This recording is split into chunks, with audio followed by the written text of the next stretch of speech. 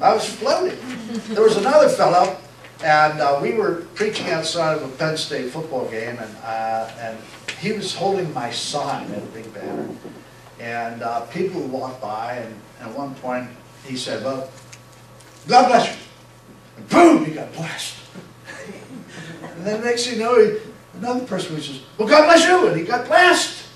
The next thing you know, he gives me the sign, pushes me aside, and he started preaching. And he preached for half an hour. And, you know, on the whole, and then we quit, and we were walking downtown, and I was talking to him like this. Down a little bit. So, but once they get past the first couple of times to preach, then comes in the other kinds of instruction where we begin to teach them of the different doctrines that really have to be defended on campus. And there are some doctrines which absolutely must be preached on campus. And we teach them those fundamentals.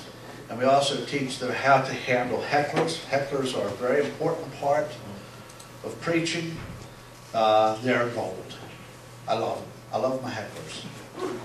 Because you see, when somebody starts to heckle me, that's an instant crowd. People will go a half a mile to see who's fighting over there. What's going on over there? So, in fact, I was preaching one time at Berkeley, and I was having a hard, I just couldn't get a crowd, and I was beating my brains out, preaching as hard as I could. Finally, I said, okay, Lord, this isn't going to work. I said, give me a heckler.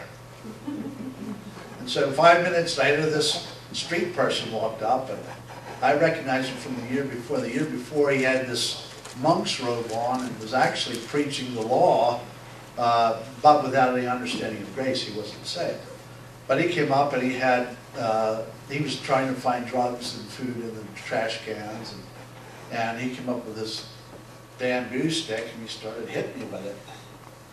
And finally, I just grabbed the stick, and I broke it in a couple pieces, and he started yelling at me, give me my stick back, give me my stick back. Well, by this time, I started to get cracked. So I said, I'm not going to give you your stick back. I said, you're going to hit me with it again. And so he suddenly grabbed the stick, and we went down, and, you know, feet flying and hands all over. And I came up with the stick. And he came up bleeding from half a dozen cuts.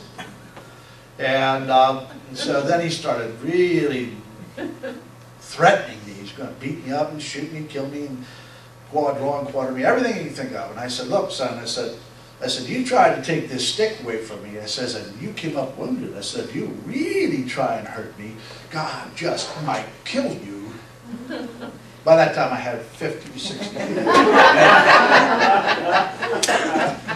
So I love hecklers, and you really have to train people how to use the hecklers. If you avoid the hecklers, if you avoid talking to them, if you avoid interacting with them, you lose the crowd. They won't stay.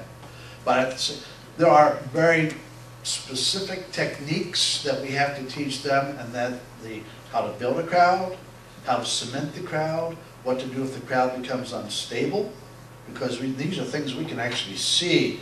When a crowd starts, when I'm seeing a crowd and I have every eye focused on me, then the crowd is mine, and I can preach right to them as much as I want. But at some point in time, maybe something will happen, and you start to see people looking around like this. And as you see about 5 or 10 people doing that, you see the crowd's become unstable. Their attention span has been broken.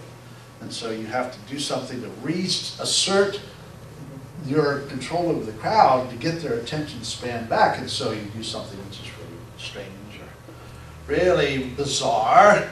And you might do something something that people in the church might not realize. Do it. Let's see.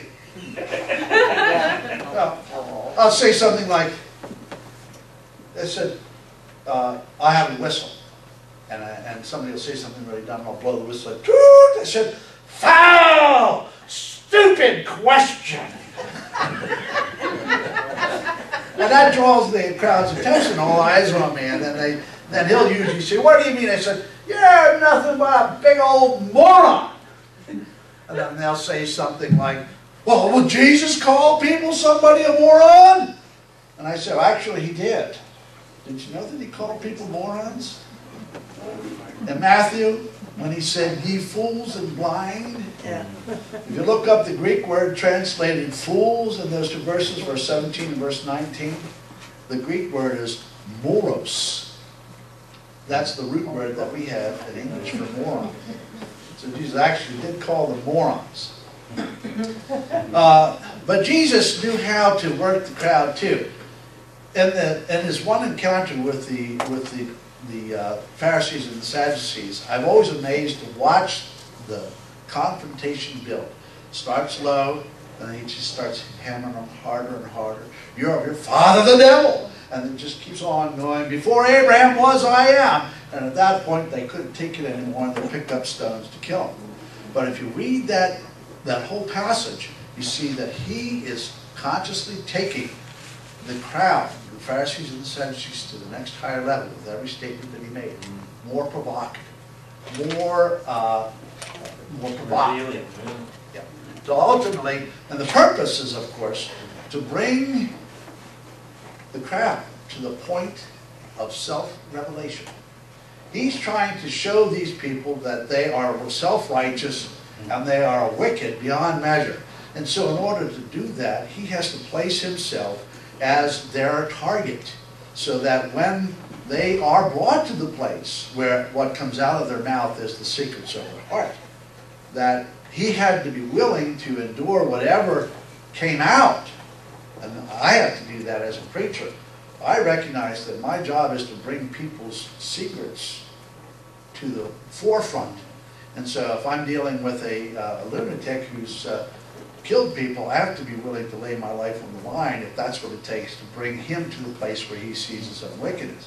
That happened to me a couple of months ago. Now I was preaching, and I was telling the students about this principle where, as a preacher, I'm bringing people out of themselves. I'm forcing them to defend what they find offensive, or to defend what they love, out of the abundance of the heart, of the issues of life. And this guy came up to me and he said something to me, and I responded to him, and he hauls on and whacks me one.